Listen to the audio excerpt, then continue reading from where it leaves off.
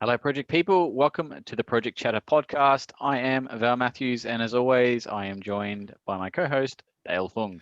How's it going, people? In this episode, we get to talk to Justin Rice. Great to have you on the pod, mate. Thanks, Val. Appreciate it. Glad to be here. It's been a long time listener, and yeah, it's good to actually jump on here and talk to you guys. Absolutely, mate. We're going to get right into it soon. On this pod, we'll be talking to Justin about his career in projects. But before we do, Dale, do you have Justin's bio? I don't. This whole pod is Justin's bio. So Nice. it's your CV, bare naked, on a podcast, Justin. I hope you're ready. How are you feeling? I'll try and remember it. Yeah. You're not that old. I'm sure you can remember it. No, it is 7 a.m. though on a Saturday. So. Fair enough. But, you know, myself, yourself and Val worked together in a few different capacities before. So, you know, we kind of know each other fairly well, but actually we don't know your full history. And the little bits I do know about you, we actually have different paths into project controls and PMO. Yet when we often spoke about various topics and subjects, we shared similar views. But one of the things that I really appreciated about you was that we could have really good debates around topics, and that's great for controls in general. I think because a lot of gray areas, we often joke it's 50 shades of gray, and I have fond memories fond memories of those debates, and I learned a lot from that as well. But before we go into some of those spicy stories, I guess, along the way, can you take us back to kind of perhaps maybe even school days, if it started as early as that? Did you always know that you wanted to get into projects? Was it something that you set out to do, or did you start off like perhaps many of us thinking, oh, I'm going to be this or that, and then fell into the controls, planning, PMO space? Yeah, absolutely. So it's kind of a bit of both, I think, as you touched on there. I think going back, I didn't necessarily know I wanted to go into project controls or planning. I didn't even know what that was. But I knew growing up that I had, I guess, two parents that were heavily involved in projects for most of their life, being that not for work purposes, but I had a dad that was very much a handyman, and I had a mum that was very crafty, and like every other weekend was a project, be it, you know, doing landscaping out the back, or, you know, building a pergola or fixing a boat or whatever the case. So there was also always elements of projects that we like would do, I guess, growing up. And that's probably the earliest bit that got me sort of interested in projects. I think my natural tendencies led towards being a tradesman to start with. Because of that, I think I was good with my hands, liked working on things, had a real interest for mechanical objects. So it actually took me more down the path of, took me in that direction.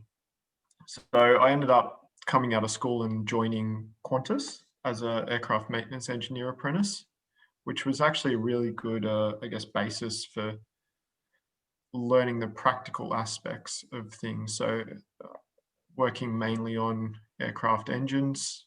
Let's stop there briefly. What made you go into that? What was it? Just the opportunity? Did you want to get into aircraft specifically, or was it the engineering that grabbed you? So I think, to be fair, at the time, I probably went, I love being a mechanic, but I don't really want to work on cars. Right.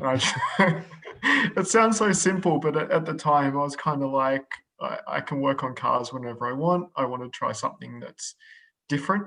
I want to try something that's bigger. Why not jumbo jets? Why not jumbo jets? I like the sound of them.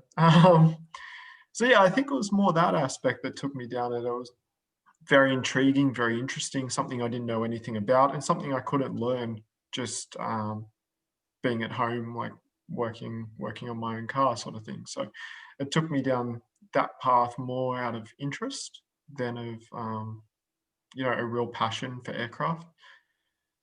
So yeah, and as I said, really, really good apprenticeship. Took me across, thermodynamics, aerodynamics, fluid mechanics, all those kind of different aspects of, mechanical engineering, I suppose, which is really, really useful. And it gave me a good understanding of how things go together, I guess, practically. Which And working on aircrafts, I know people that have studied aircraft as well before, and those people, well, the person I've spoken to before, they were quite actually scared and afraid of flying. Was that the same for you, knowing what could go wrong? I think no, I don't actually have a fear of flying, but I have seen, you sit in. I worked in test cells quite a lot when I was in that role, and you see how many times little things fail in the test cell, but then you quickly realize that how many things there are to cover it and go on top of that, and things just keep working. So I think it kind of had the opposite effect on me, that there's so much redundancy built into these engines, these components of aircraft, that it didn't really bother me in the end. I think there's been 100 years of learning, and the aviation industry is really, really good at learning. Whenever something goes wrong, it's very high profile, and it's really dug into what happened. So I think it's come a long way, and no, I don't think I share that fear of flying. No, that's great. Great to hear. Yeah. And perhaps we can go into that a little bit later. Perhaps the lessons to be learned from the aviation industry of how it's advanced should be brought into other project environments. But I don't want to side you too much from your career. So you were in this apprenticeship, and then what happened next? Yeah, so I kind of, that was mainly on commercial aircraft. So Boeing 747, 767s for Qantas. And then at the end of my apprenticeship, I kind of had a decision to make, and where I wanted to be placed, I guess, within Qantas. And they give you this choice, but it's not really a choice, so to speak. So I kind of rebelled and said, well, I want to go to your defense section kind of thing, and I want to get out of this general maintenance area. I want to do your defense engines, because they had a number of contracts with the Royal Australian Air Force, mainly around the Hercules and the Prime Minister's jet. So I got placed within a company, like a subdivision of Qantas, called Qantas Defence Services at the time. Which, so then I started working on the Hercules C-130 engines, which was a lovely change, and went back about, 60 years in technology to something that was really basic and raw, and had a big propeller on the front of it and makes a lot of sound. So then I started working there, and that was kind of great because it's a much smaller engine. I got to see all the different aspects of these engines, and learned a hell of a lot in really quick succession, and sort of built my, I guess, experience up very quickly. And at the time, I think I kind of I've stopped studying my apprenticeship. I'm now working on engines, but I didn't really want to stop studying either. So at the same time, I started going to TAFE at night, doing business studies and engineering studies. So I did a bit of both over the next 4-5 years, whilst also just working away. And that time I kind of built up my sort of tech career to what you would classify as like a leading hand or foreman, I suppose, in the so I started looking after a team at like 20, 24, 25, looking after people that had been in the industry for 40 years, actually. One guy had do the same job for the last 40 years, inspecting components, just sitting there making sure that there wasn't any, corrosion or cracks or anything, and on a one type of engine. So that was his whole career, pretty much, was 40 years of looking at these components. He knew it very well, like, don't get me wrong, like, but yeah, it was quite an interesting challenge at that point to go into to get put into a career where I guess I was trying to manage these people that had far, far, far more experience, specialized experience than I ever would. Did you have any? Did they give you any training? Like, is that where your training started in leadership, or was it just you learned on the job? Yeah, it was more learning on the job, I guess, from obviously from managers that I'd worked with and people I looked up to. And no, that at that point, not really. I don't think that it is probably a place where more focus needs to put on from organizations looking after these tech like people apprenticeships is these roles are quite important to have like a team leader that's very much people focused, very good at managing people. But no, there wasn't a lot of support in that instance from the organization, which was a bit of a shame. But you learn as you do, and that I did through a few mistakes, obviously, as I know you guys have talked about on this podcast. You fail early, and I did, and that kind of happened often. And I think that's how I learned how to deal with people a bit better and in a management sort of role. So that's kind of where my career got to in terms of that trades role. Once I got to that point, I had studied a fair bit. As I said, I was doing business and engineering at night, and then we won a new contract for the company called on the P3, not P3, sorry, the Pilatus. So they did the roulettes, the flying kind of aerobatic aircraft that you see from the Royal Air Force. So we won the contract for the engines for them, which was really great, and they needed a planner for it. And this is where my life kind of started as a planner. So at that point, yeah, as I said, I'd found that I was at the top of my trades game, moved into that and thought I'd take on something new. So it was essentially that role was a very raw planning role. So it was project manager / planner, I would say, in some instance, where I had to schedule all the engines and components that were coming in and out of the workshop. I had to liaise with clients. I had to liaise with stakeholders, suppliers, because it was more of a prime contract where we didn't do a lot in-house, but we shipped a lot out to the US, Canada, around Australia. When was this? How long ago was this, roughly? Yeah, so I think that started in around 2010, probably a bit earlier actually, 2008, 2009, I think. Mm-hmm. So yeah, fair while ago.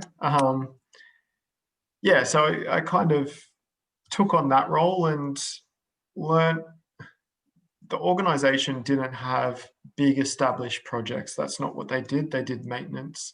So I kind of had to start creating things from the bottom up. We got Microsoft Project and started playing with Microsoft Project at the time, working out how I could understand my resources and my cash flow for the project. I had to, set up all the phasing of trying to get the work in from another organization. Obviously, we won the contract. It came from somewhere else. So there was a big phasing plan that I had to run. Just creating all these things in place to try and manage this role. And it was without any idea of what project controls really was at the time. So, so really interesting. What got you through that then? How did you deal with that challenge? What was your thinking? Yeah, so I guess I should say by then I was kind of studying at uni at night as well. So I picked up one module in my uni degree in business and commerce for project management. And they kind of had run me through high level, this is how this is how our forward pass, backwards pass of a project schedule looks like. This is how you resource your schedule. This is how you create a WBS. All those, you know, really high level project controls, planning techniques, which was great. It was like a crash course in, you know, 10 weeks or something of how everything works. So I kind of just started applying them. As I said, never ever used Microsoft Project. So got on with that, just started playing with it and working out what everything did, I guess. And then, you know, worked out how I could resource load it. Then worked out pretty quickly that, you know, I could put costs in there as well. And I could track, you know, what it cost me to carry out the work in actuals, and then, you know, then I could change my forecast going forward. And it was a unique one where resources were quite scarce in our organization because it wasn't big enough to resource up a huge amount of people. So we had, you know, 1-2 people dedicated to the project, and we had to then rely on others when we had peaks and troughs in the organization. So then resourcing became really, really critical for me because I needed to know that when something came in, I had the people there to do it, and I could borrow, beg, steal from someone else. But it was better to show them what my needs were in the next, you know, 2, 3 months, 4 months, and then get that early buy-in of what I needed, rather than just coming at the last second to work out, you know, what resources I could get. So yeah, it was more through just playing with these tools, working with people, that I got a feel for how planning specifically worked. But also, yeah, as I said, a bit of project management, being the client facing and supplier facing resource in that project. It just kind of built up from there, really. So that role was, you know, a few years of my life, just, you know, and that was more just learning at my own pace, which was really, really unique. I kind of got to a point where I couldn't learn a lot more from the organization. I felt not in that role. There wasn't a lot of support down the project controls. Not that I don't think I knew what project controls really was, or project as a PMO offering. I think that was a bit later in my career. I was still sort of like, this is just a project management role. This is, you know, what I have to do. So I got to that point where I felt like there was definitely more, but didn't actually know what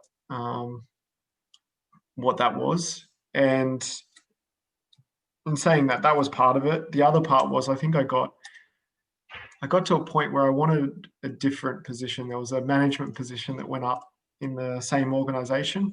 So it was like an operations manager, I think.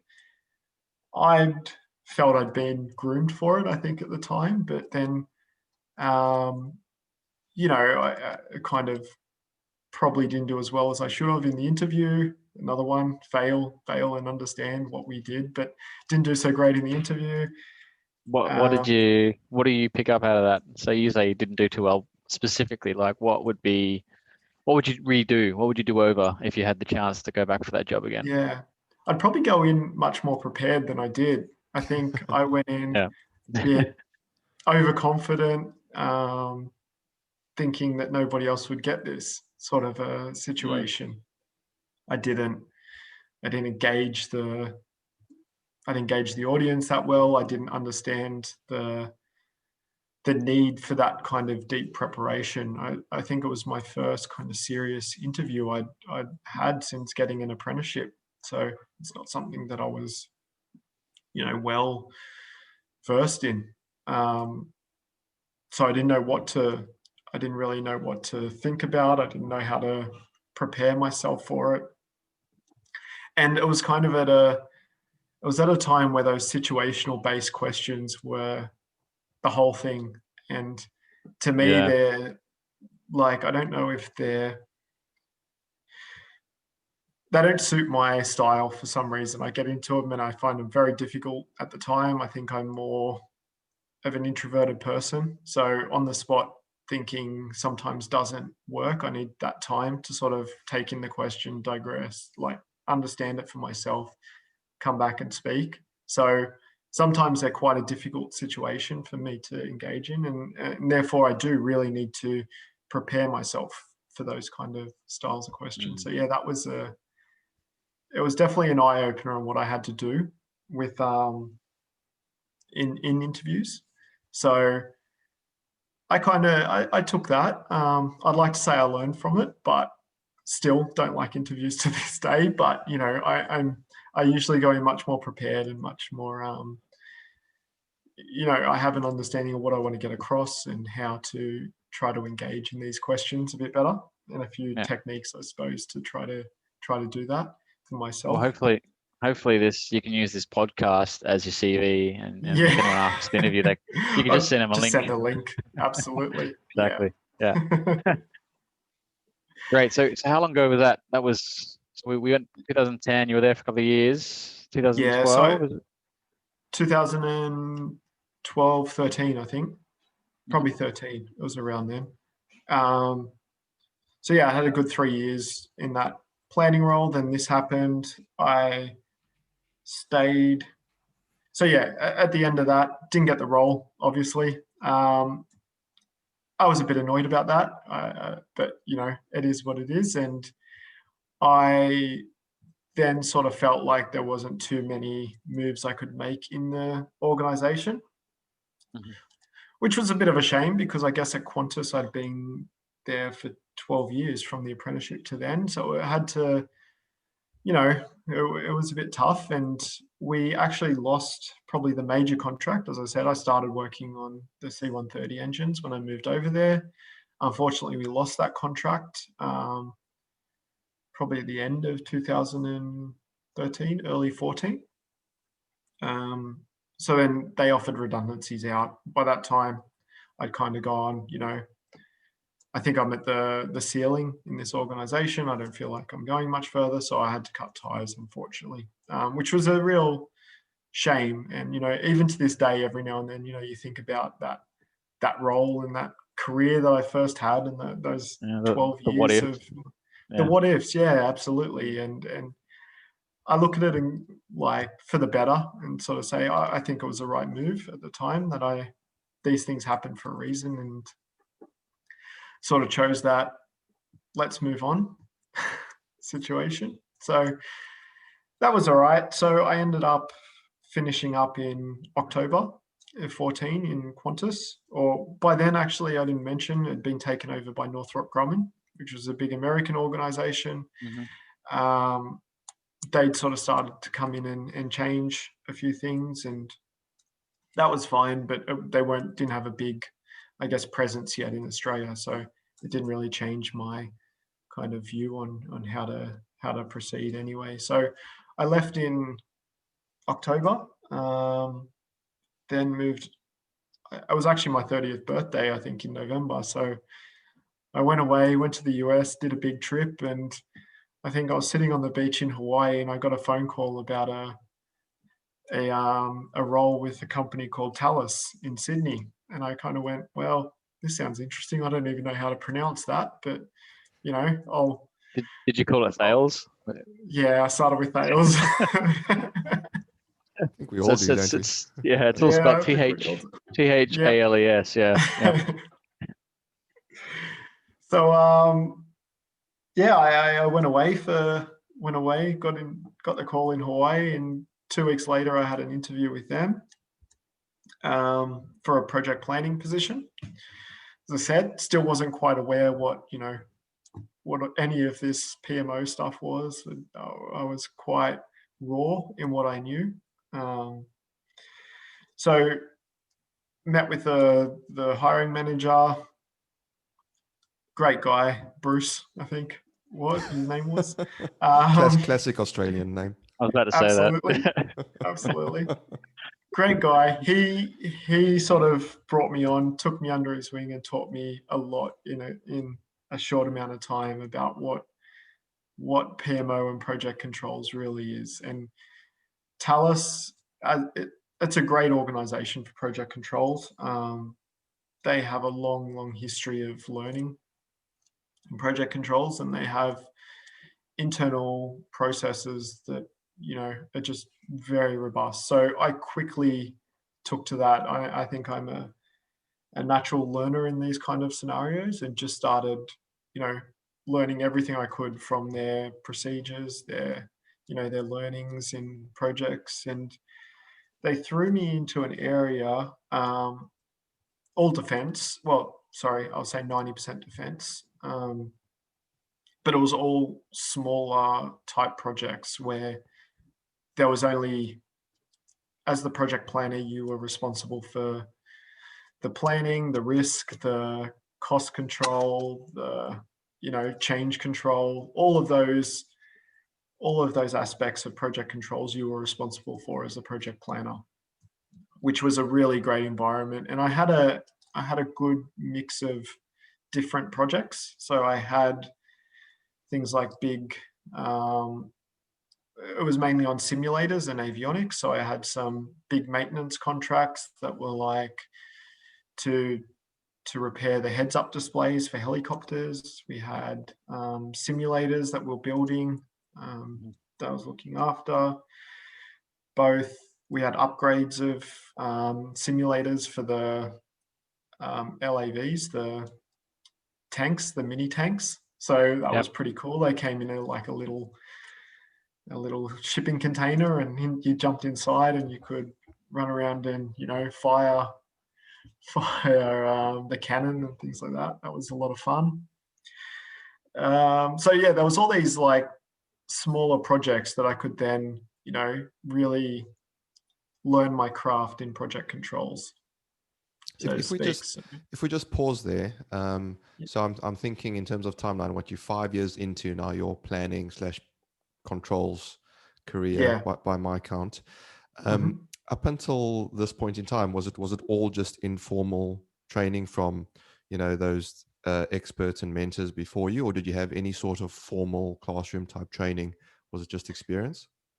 Yeah, so the formal aspect, honestly, up until about 2014, I think I finished my degree in business and commerce, and I got a small taste of what project management was in that one unit. So it was all informal up till that point. So where did you get outside sort of inspiration from, in terms of, was there any resources that people can kind of go to that don't have the, you know, so a lot of organizations these days are putting something in more formal, but there's still a lot out there that don't. And I'm just wondering, you know, you spent 5 years very successfully learning your craft, and you had great people around you, but were there external resources that people go to online, or perhaps that particularly helped you? At the time, I can't really remember too many that I had. It was more, no, I think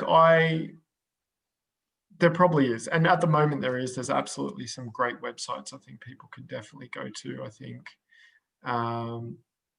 But at the time, no, I didn't actually use a lot of Googling, so to speak, I think, to learn. I took the learnings, I think, from my formal training, so in business and commerce, like understanding accounting, and management reporting and things like that. In terms of cost, I took a general understanding of what I'd learned through managing teams to sort of go, what would I want to know about resourcing? What would I want to know about, you know, time pressures, like, you know, what has to happen when, like, you know, it was very practical kind of application of probably everything that I'd picked up across the previous, you know, 8 years or something like that. So it was kind of like all those trade practical techniques that I had that did me quite successfully up to that point, just came into this point where planning made sense and PMO kind of made sense without knowing what it was. So yeah, I didn't use a lot of informal kind of learnings at that point in time. I think we're in a much better place now than what we were then for those discussions. Because that in itself, though, is a truly remarkable lesson, right? Because even if you don't have access, and as we know, we do today, but even if you don't think you do, one, someone could say, well, you were lucky that you had the right people and environment to learn in, but two, you had to go and take those opportunities. You had to apply yourself. So, I think sometimes these days we've spoken before on previous pods that we expect too much from companies to just sort of give us training and, make us good. But, and that's why I wanted to pause there a little bit, because I was listening and I was fascinated by how you'd progressed and just wondered how you'd accumulated the information. I think that's a really important lesson to those listening to that. Actually, you don't need to do the formal type training. You can actually gain it. It's out there. You have to go and seek it, though. That's the other side of the bargain, right? You can't just assume. No, absolutely. I think I've never relied on organizations to train me in what I need to know. I've always taken that on my own shoulders. I think that's my burden to bear, and it's not even a burden. I actually quite enjoy it. So it's something that if I need to know it, I'm going to go out and learn it.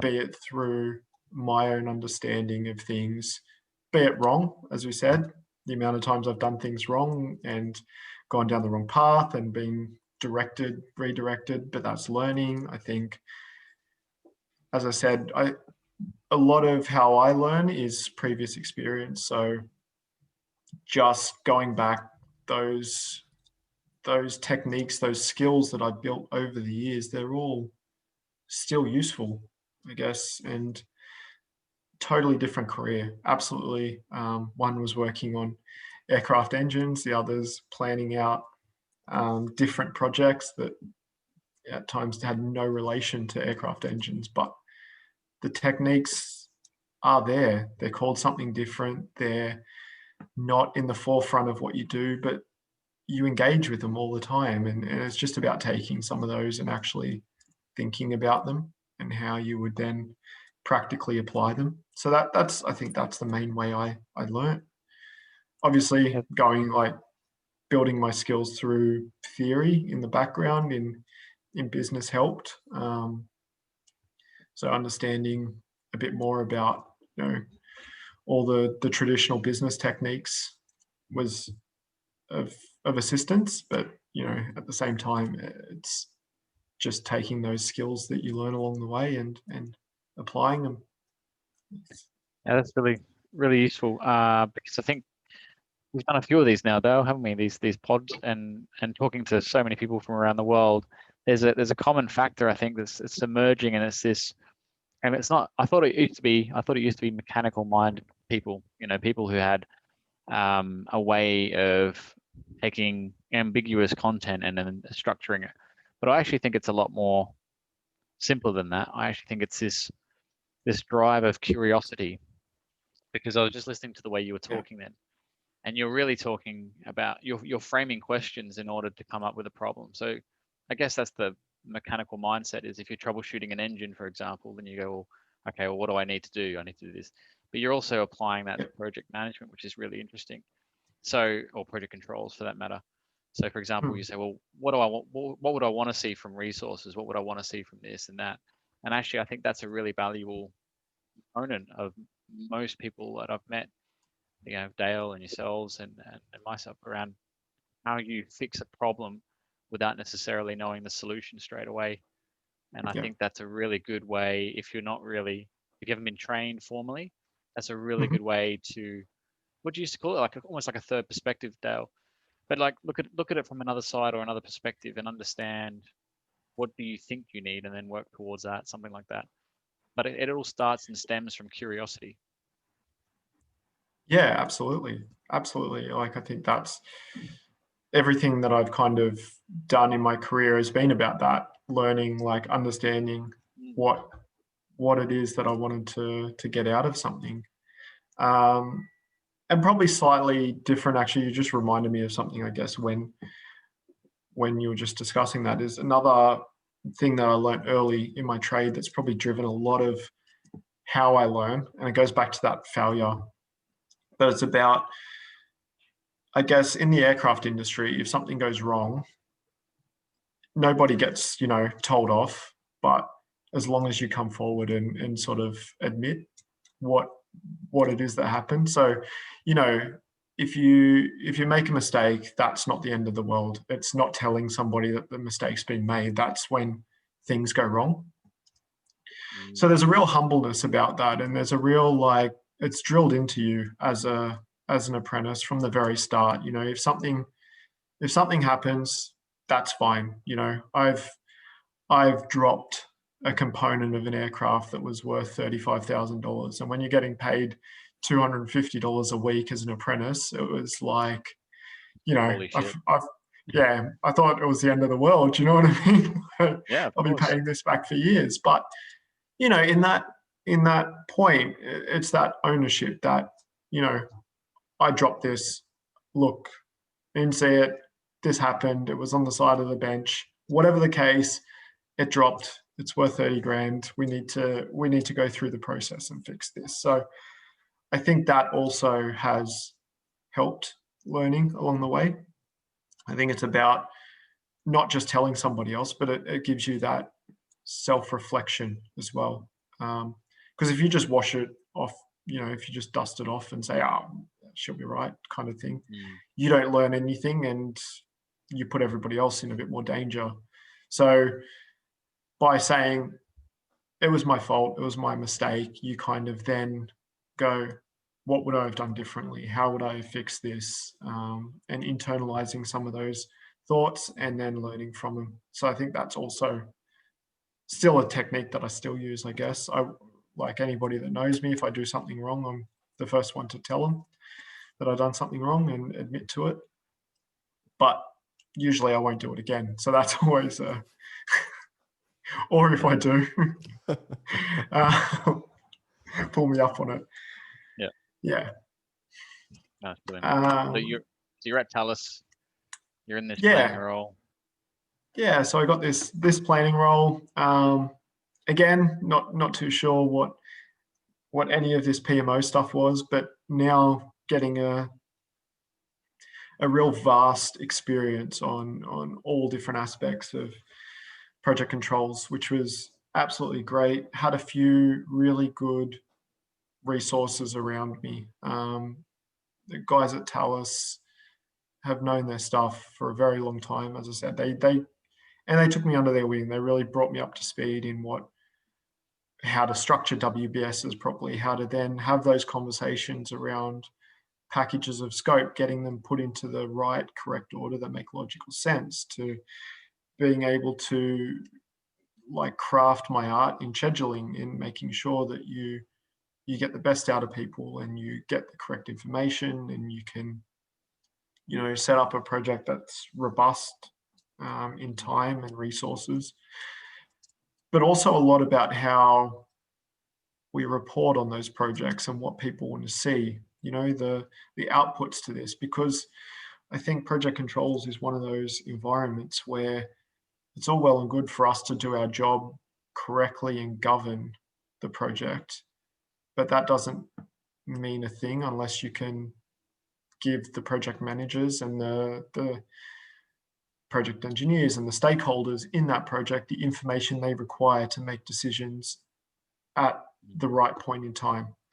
So I think that's where I then, started to learn a lot more in that, what's the messages that I need to get across to senior management, to project management, to, just the guys doing the work. What do I need to be able to tell them? How do I then report on that?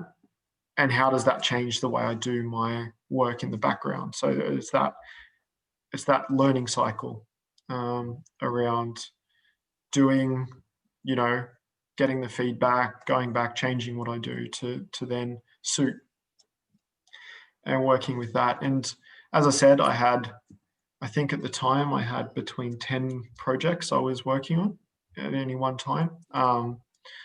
As I said, they're in a vast range, so from through life support to acquisition type.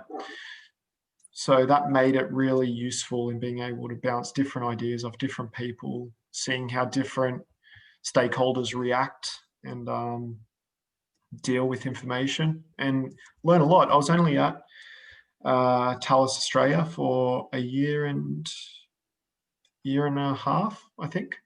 So, but learned an immense amount, got a wide range of skills from that. And then I think me and my partner, now wife, decided we wanted to do some traveling and decided that Europe was the best place for that. So we packed up and went over to the UK for some time, where I met you two. Lucky you. I know. Highlight of your career, yeah. Yeah, Tell us more. absolutely. Changed my life. Well, no. So we, I guess, going over to the UK, I thought life was going to be all peachy. I had this newfound skill in project planning, and I know there was lots and lots of advertisements in for jobs over there for project planning. Landed in the UK, realized it wasn't as straightforward as just getting a job in project planning. There was these things called NEC contracts that I'd never had any idea about. And that really, it kind of adjusted the way I had to think about things as well. So anyway, I spent, I think, 3 months searching for jobs in the UK, which was a load of fun. Savings went out the window at that point, but UK is an expensive place to live when you're looking for work.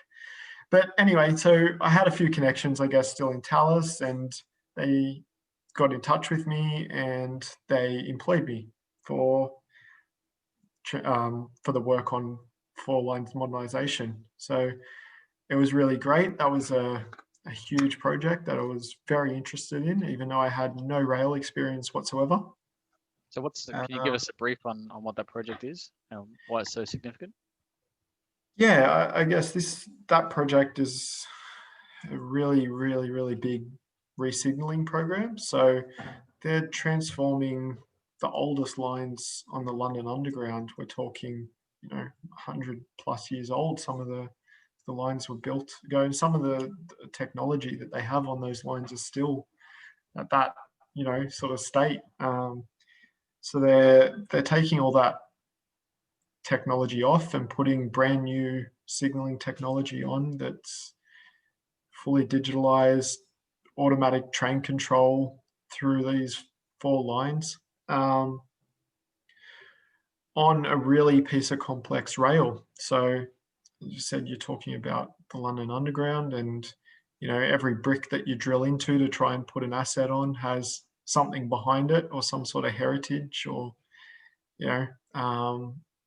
so yeah, extremely complex. And that's, I think, what drew me to it. Was I've learnt this over the last, I guess, I think at that point, must have been about 6 or 7 years I'd been working in sort of planning informally. And now, like, to do something that's this big, this complex, that kind of magnitude was a real draw card for me. So yeah, hadn't ever worked on a project where I had to be a planner with more than one planner on the project. I think that was a real difference in how you work and you operate. You had to fit into a planning team, which is harder than it sounds, I guess, for so many reasons. It's like timing and coordination of the planning updates and making sure everything's you and got to sharing. share. Yeah, absolutely. You can't just have your own little scope that you know exactly what everything is and where it lives. It's all coordinated, and it has to be a slick machine, so to speak, to get through every month. So that really drew me in, I think, as well as the travel around Europe. That was a side benefit. But yeah, so started to learn a lot about big complex projects really quickly in that environment. on a project like that, I think we've had a real laugh over the years, I think, because, you know, this is where we both met. I met you both. But it's not a learning ground. It's by far a, you know, if you had to sort of put it, it's like a mosh pit of the project planning world.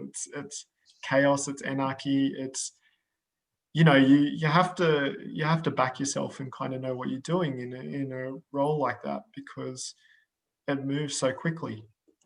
And I didn't quite grasp that when I got the role. And yeah, it's a very steep learning curve, which I'm sort of thankfully I was up for and forever thankful for as well, because of the speed at which I had to upskill to that.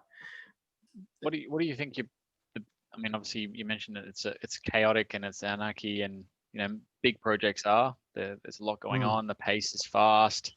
Thankfully, you had the foundational experience to deal with that. What would you say the biggest skills you learned as a planner or even in project controls on 4LM was? It sounds weird, but talking to people, I think, is the biggest thing that I learned. Planners around the world have to get information out of people that don't really want to give them information. I think that's the summary of it. That's always the challenge I found in a planning role. And it's not that they don't want to give it to you, but a lot of people think it's academic, or they think it's just a job that they have to do in the background. It doesn't put assets in the ground. It doesn't get the trains running. And to some degree, they're absolutely right. It doesn't.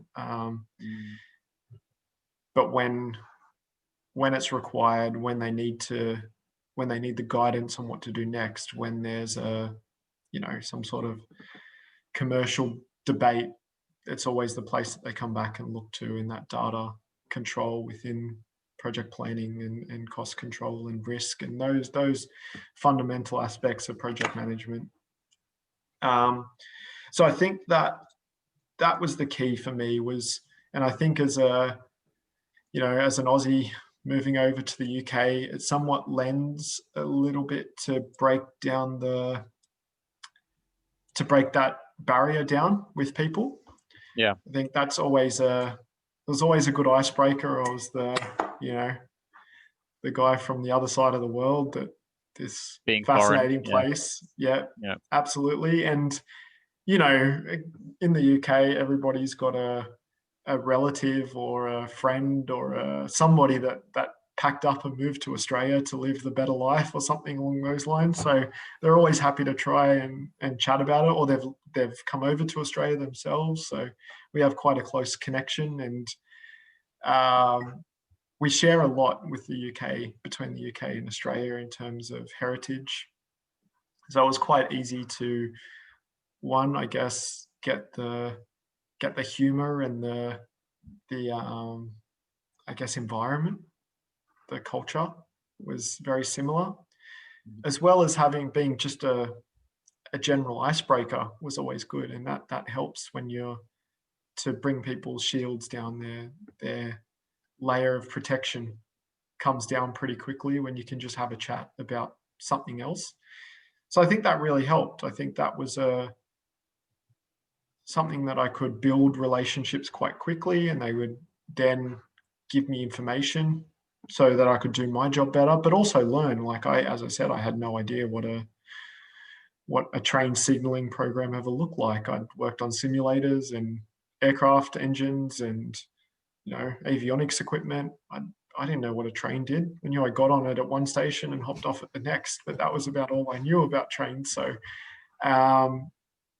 they would actually spend some time and teach me these, even simple things like what these acronyms are. Like you both know, the transport industry is filled with acronyms. Same as defense, same as aircraft, same as every other industry, I'm sure. But there's a lot that you need to take in a lot of It's different learning ones. it's learning a new language, isn't it? It Yeah. is, yes, yes. And people speak at that higher language when you first walk into these positions. So they immediately speak with this jargon. And like, to be honest, French was more understandable than what they were saying to start with. Yeah. So yeah, it was a really steep learning curve that excited me, I think. And as I said, there was a lot more formality in a big project like that, be it for right or wrong. There was ways that they did things that made a lot of sense. There was ways they did things that didn't make so much sense, but that's okay. We learn from them as well. So yeah, I kind of spent the first, I guess, couple years in that planning role, just taking everything in, I guess, on transport, on the way in which things happen in these big projects. So yeah, the first 2 years were immense in learning that sort of stuff.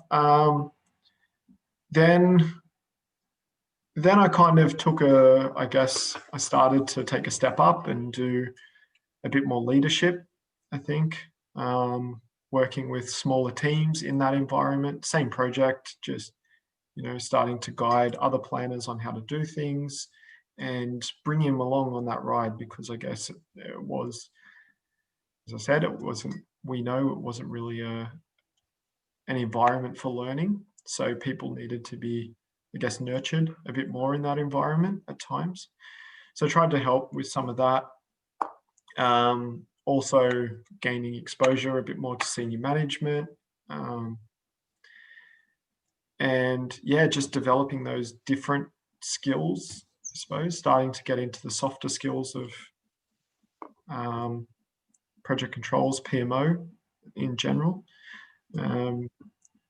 Stepping more into the governance side of rather than the doing. So setting up the procedures and the policies that we then work towards to guide everybody in a general direction. And how do we do that? So starting to step into this new world that I obviously had engaged with from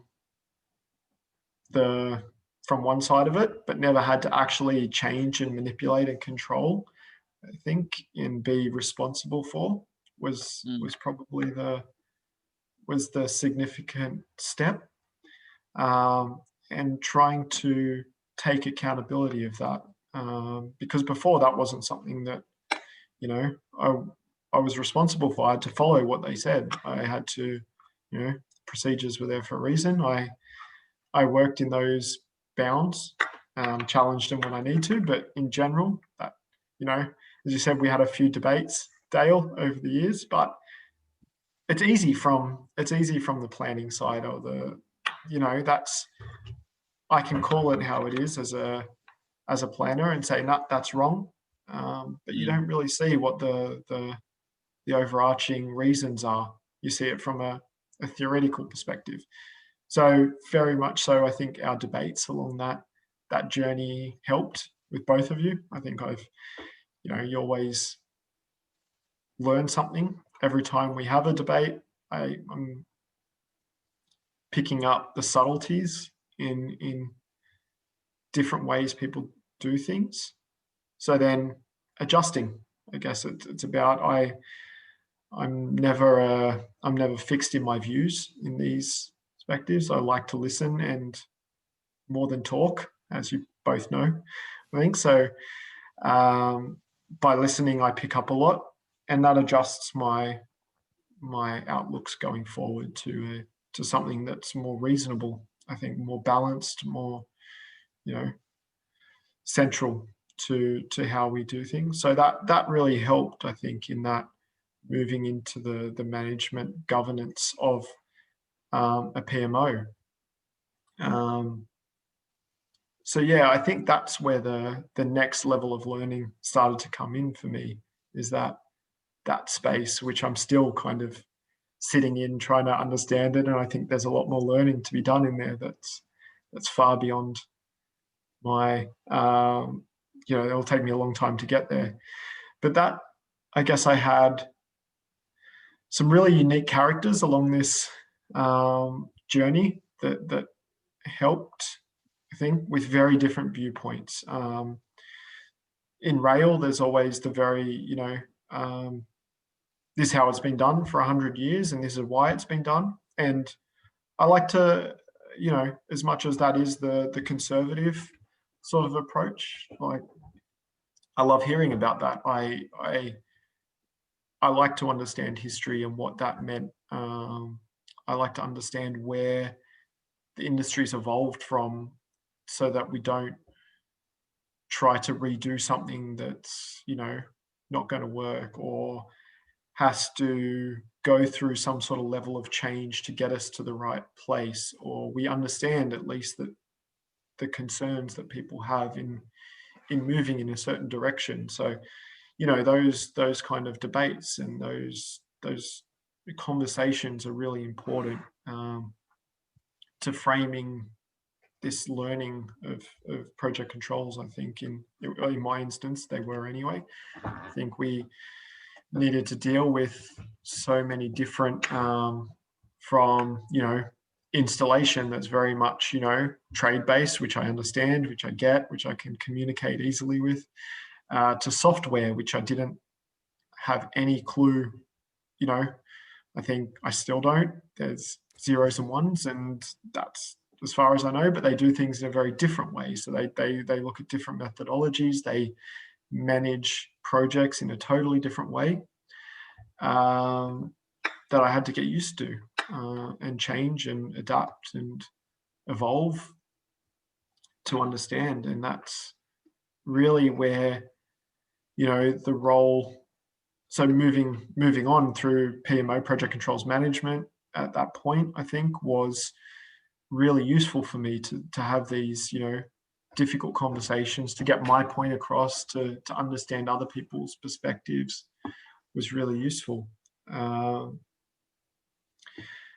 And then I guess the other aspect of that was starting to deal with more, I guess, client interactions in this space. I think that puts a different spin on PMOs entirely, because what in PMO is data is everything. I guess in project controls, we rely on the data we have at hand, but it's not always the same data that, ends up with the client at the same time as well. So we have these, conversations about contracts and where we are, where they think we are, where we are, what, they're challenging how we do things, we're challenging how they do things. And there's politics involved at that level. So it's another,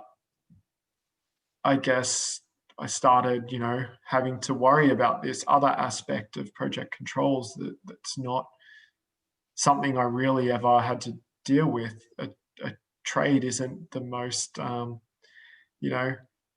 politically fired up, environment. It's very much, everybody's like just matey. It's not political in the way that this aspect is with.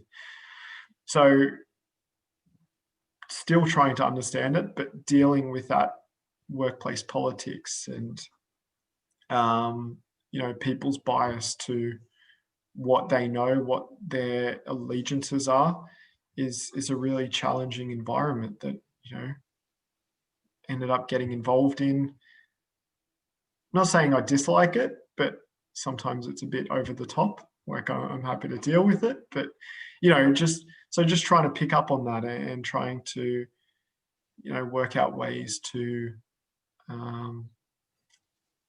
I guess, bring people down to the same level, have conversations that we can find common ground and build on that, and those kind of aspects to dealing with more heated situations or differences in opinions. And I think you're right. A large part of it, and you've mentioned how chaotic and fast-paced it was, and complex, and all of that was a melting pot for different emotions and, as you say, allegiances and political, whatever you want to call it, game playing. Yeah. But it's fascinating because when you're chatting there, I was thinking, and you're so right. It's easy to throw stones when you're not responsible or accountable for something, a process perhaps, right? Yeah. It's easy to go, well, that's not the right decision. And then I don't know if you remember, we often used to offer those people that said, well, that's not right, offered them the opportunity to come and be a part of the conversation. And the Yeah. amount of people that shy away from it when you offer them that Absolutely. opportunity is astounding, actually. Yeah. So it's quite interesting. And the fact that you actively put yourself in that situation, I think is a good lesson to take away from people is, unless you're willing to actually put your neck on the line, you know, perhaps give the people that are making decisions a bit of slack, right? And not flack. And Absolutely. it's a really tough gig to pull off in the day. And I think it's so fascinating. And Val and I are both, trying to be as quiet as possible, just listening to your story because it's so fascinating. But not only that, it's bringing back a lot of memories because we shared, particularly in this last section that you're just mentioning, we shared a Mm. lot of the same experiences together, and we discussed that. Yeah. And we're just agreeing with you, and it's so fascinating. But sorry, Mhm. not to bring you forward too No. much, but from there, then you're now finding yourself back in Australia. Is that right? What I wonder if you can talk about that transition back over. Welcome Yeah. back, mate. Yeah. Yeah. Thanks, man. Um, yeah. So at the back of, I'm going to say, a very successful 4 years in the UK. I think it done wonders for my career, and I'm still forever thankful for what um, Talus and 4LM was, and what it's taught me. So I came back and got married in October last year. And we kind of decided that it's probably, the right time to head back down under and, you know, evolve back into our home country, close to family, all those sorts of things. So yeah, came back. I think Mace offered me a position down here, and more than happy to come back and try it out. I kind of stepped into a different role. I think here again, it's very much heavily based around reporting, I think, and how to get those stories across to senior management. And that's been a really different journey again. So coming back into an environment that's, I'm going to say, like a replica. It's pretty much spot on what 4LM was, I think, back in Australia. So that's kind of it made me feel like I was, I Home away hadn't from home. changed. It was a home away from home. Yeah. So that it made it quite easy actually, because, the acronyms were pretty much similar. The things that people talk about, the same.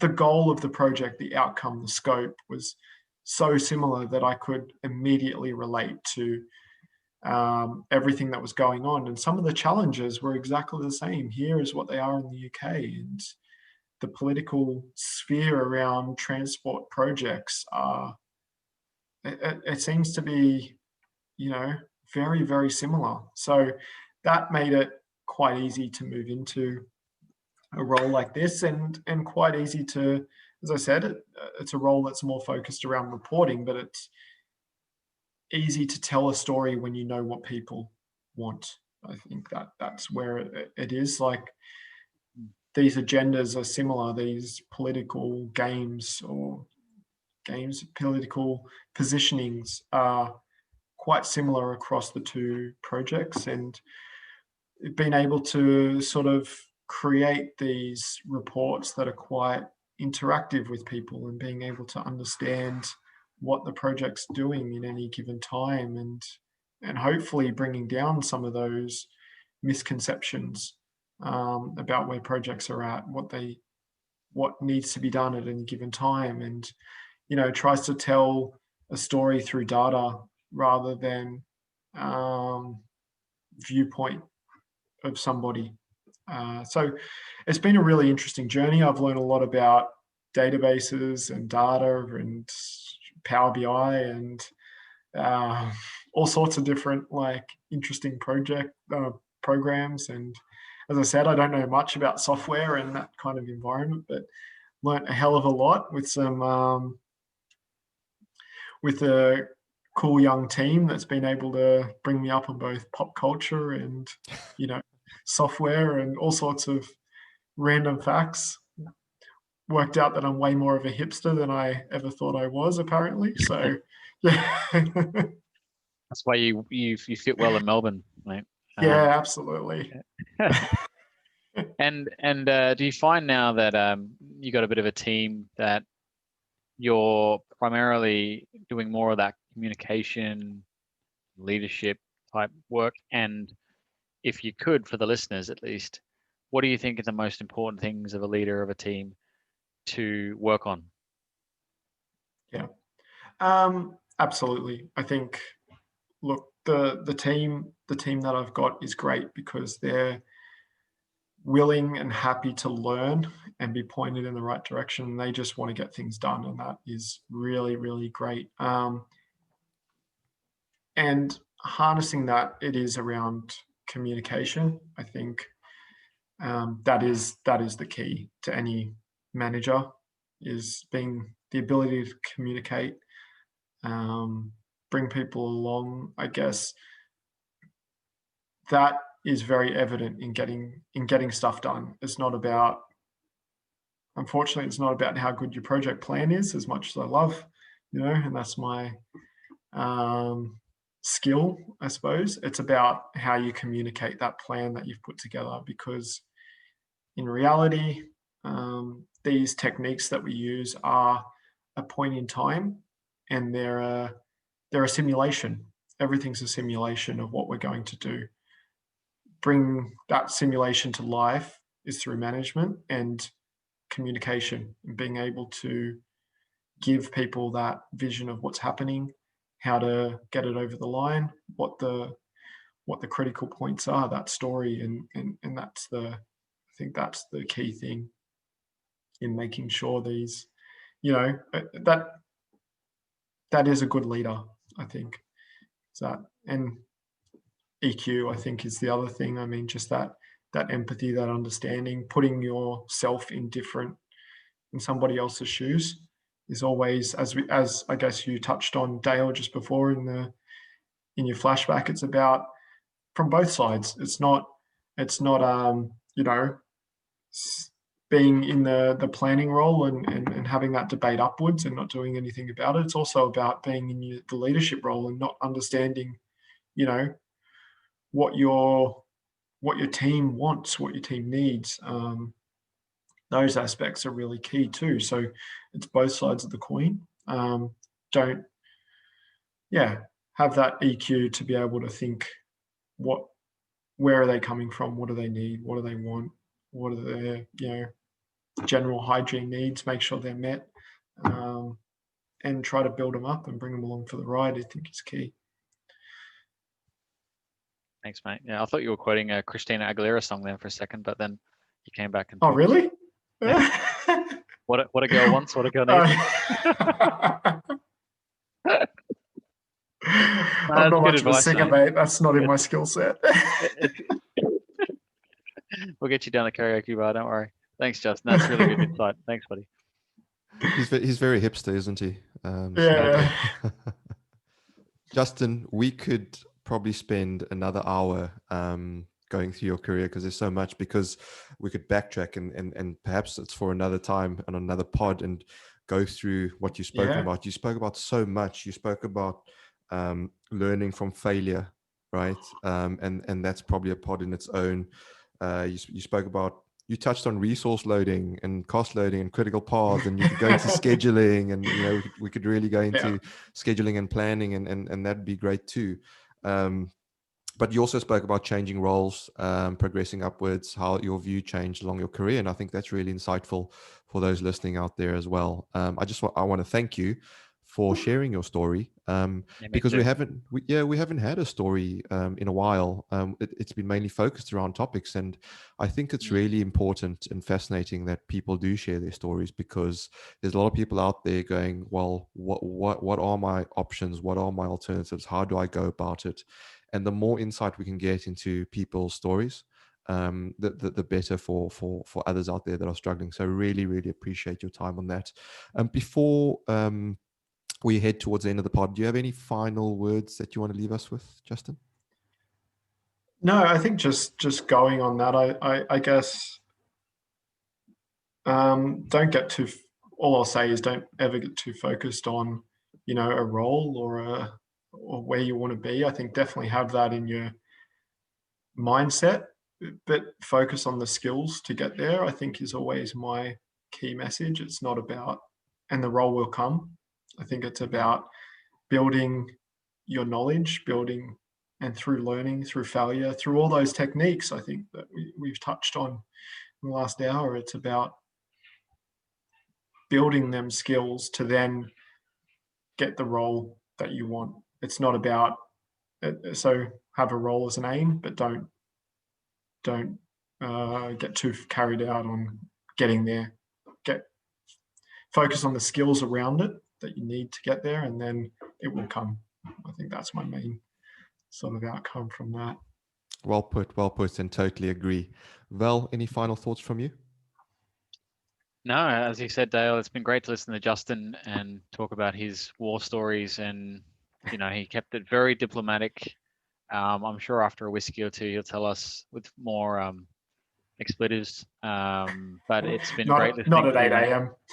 Not at 8 a.m. No, probably not. But yeah, it's great to have, as Dale said, it's great to have someone's personal journey, because I think that helps people listening that it doesn't necessarily have to be high school, university, and then into the workforce. You can go through the experience route, and you can come from different industries, and you can go across industries and still learn. And I think back to that point you mentioned as well, and I did, around curiosity and having the right mindset to understand the problem set. And you mentioned skills as well, which I think is bang on. So yeah, thanks for your time today, Justin. No worries. It's been a pleasure. It has indeed. Just before we go, Justin, we have a quick pop quiz called 10 Q&As in 10 minutes. But for this, I want to hand to Siri, because she did such a great job on the previous pod. Fantastic job. Are you on the line there, Siri? Can you hear us? Oh, she might have. There we go. Thumbs up. Great. Siri, if you don't mind taking us through tenor, I'll hand to you. If you want to unmute yourself, put on your video, take us through it. Thanks. Hi. Yes, I'd love to. Unfortunately, I don't have the questions right in front of me. You don't have the questions? No problem. I will take Justin through tenor this time round, and we'll make sure you get it next time round. So, Justin, are you ready? Yep. Okay. What is your morning routine? It's at the moment it's wake up, quick workout, walk the dog, have breakfast, get to work, I guess. And it's very much all based in the house, being Melbourne's in lockdown. So yeah. Pretty standard, It's which a is unique good. one. Yeah, absolutely. Easy to stick to. I like it. Yeah. Question 2, how do you usually plan out your day? Good one. Usually by the end of the day, I'm kind of looking at what meetings I have in advance. I usually set some goals that I want to achieve for the day. Usually I say it's a good day if I get through this, this, and this, and then aim to that. Usually hit it about 50% of the time, but yeah, that's usually where I start, just setting like some key outcomes for the day. Number 3, how do you deal with stress? Yes. I guess a few ways. I probably keep it clean. Okay. Look, to be honest, at the moment, it's been quite a unique challenge without making this too long. It's a pop quiz, but obviously lockdown has heightened everybody's stress. I think through working out in the morning is one, going for walks is another, probably the key ones. Usually outside of this, I like, sports and things like that, playing golf or diving or something like that. I quite enjoy. So yeah, just at the moment, nothing but walks and working out, going for runs, stuff like that. Great physical activity. Physical like it, activities, yeah. yeah. So number 4 then, what is your favorite book, audio, or movie? Book, audio, or movie? Oh, geez, this is a good one. I mean, Shawshank Redemption is always up there in terms of movies. Books. You're an avid reader. I know you got tons. If we're talking about, probably if we're talking about, I guess, business type ones, I read a book called Legacy. It was written about the All Blacks team, and it's about team management, I suppose. We've always wondered as Australians why they keep beating us so badly. Every Bledisloe Cup, we just get demolished. And that's a lot around team building, team culture, how they do things. I found that fascinating, absolutely fascinating. It was absolutely great read. I think the whole world wonders why the All Blacks always win. So I think anyone should Yeah, read that. But yeah, absolutely. Well worth it. Exactly. Number 5, who is your hero and why? Hero. God, who would I look up to the most? I think, look, a lot of people will probably judge me out there, but I'm definitely a Liverpool supporter. Steven Gerrard was somebody that I always looked up to as a player, as a leader on the field, and yeah, that's probably I'd summarize it in that. Fantastic. What is your favorite sound? Oh. I don't know. That's a tough one, mate. I'm introverted, so I don't think sounds are very I don't like them a lot, to be honest. Well, what is your least favorite Silence. sound is the next Yeah. question. Yeah, so Least favorite sound. yeah, Least favorite's the alarm in the morning, to be honest. There we go. So maybe a Saturday morning is, or maybe not this morning, but maybe a Saturday morning is your favorite sound when there isn't an alarm going. Yeah, probably a bit of quiet sometimes is nice. There you go. Bit of meditation. Number Yeah. 8, what would you tell your 10-year-old self? Ooh, my 10-year-old self. I don't even know what the 10-year-old self was doing. I don't know. I guess probably come up with a bit of a game plan. You did all right so far without one. No, probably yeah. I guess have fun, enjoy yourself, and but keep one eye in the future. I'd probably say. Good advice. Good advice. Number 9, what profession other than your own would you like to have attempted?